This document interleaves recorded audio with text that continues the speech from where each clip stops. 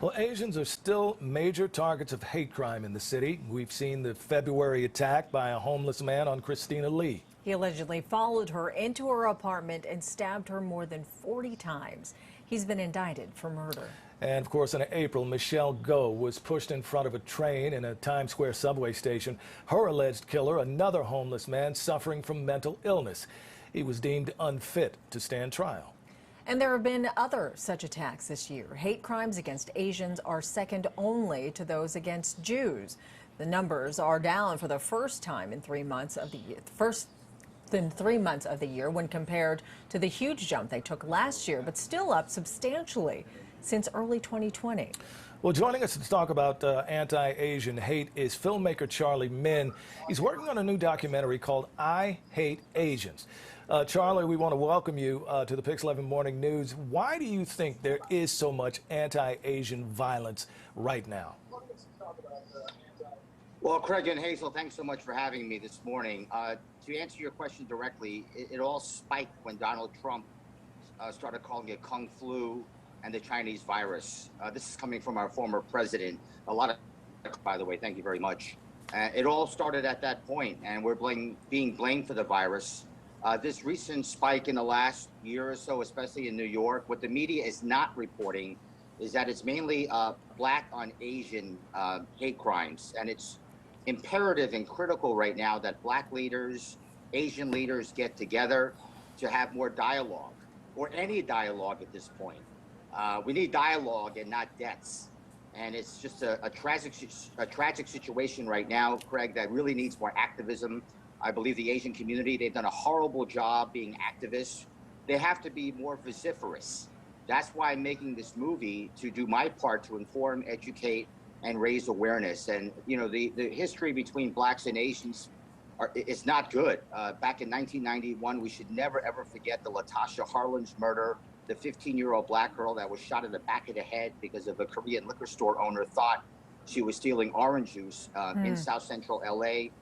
The Korean shot the 15-year-old Black girl in the back of the head, and she never even went to jail for it. An incompetent judge just gave her probation.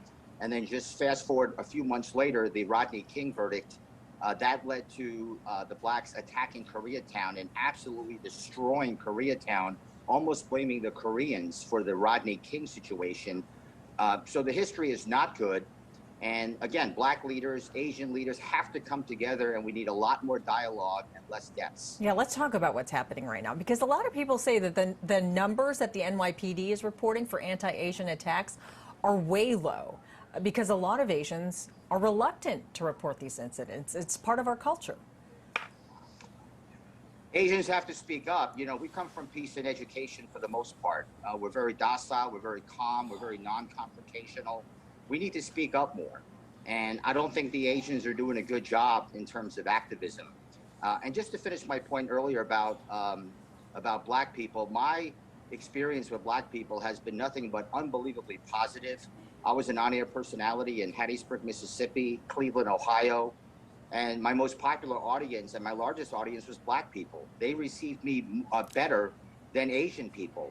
My first movie investor played in the NBA, Dale Davis, Indiana Pacers, another Black person. So again, Black leaders, Asian leaders have to come together. I'm gonna go we to can 5. coincide a lot better than what we're doing right now.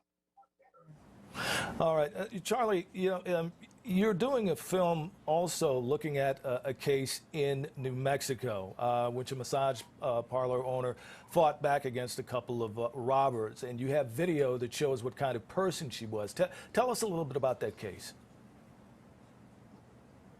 This is an unbelievable situation. Everyone knows about the Atlanta massage parlor tragedy where 6 Asian American women were murdered about a year ago, but nobody knows about the Albuquerque, New Mexico incidents. Actually, there were 2 of them.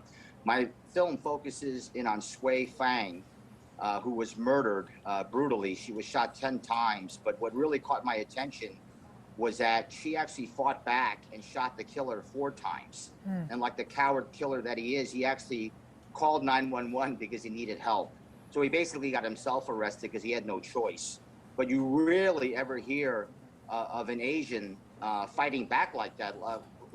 I mean, a female Asian on top of it, fighting back, shooting the killer 4 times, again, Asians are not known for that. We predominantly come from peace and education, and to fight back like that, you talk about guts. I mean, the most beautiful part of a human being is guts. If you have guts, people will respect you, and that's what really got my attention about this one particular incident. Well, Charlie, the message in your film is so timely and so important, and we appreciate you taking the time to talk to us about it this morning. So thanks again. Thank you, sir. Thank you for allowing me to give you my perspective. Thank you.